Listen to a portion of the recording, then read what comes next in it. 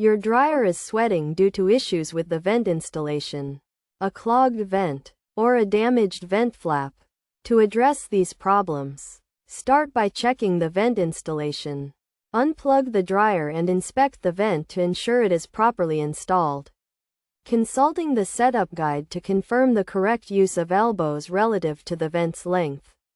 For optimal ventilation, it is essential to keep the ducts short and straight.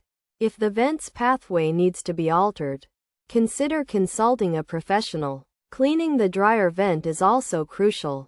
Unplug the dryer, move it away from the wall, and detach the vent duct.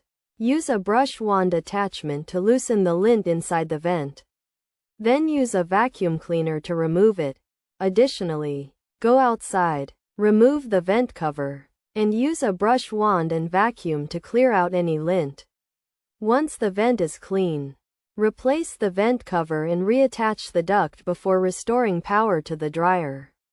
If the vent flap is damaged, it may need to be replaced.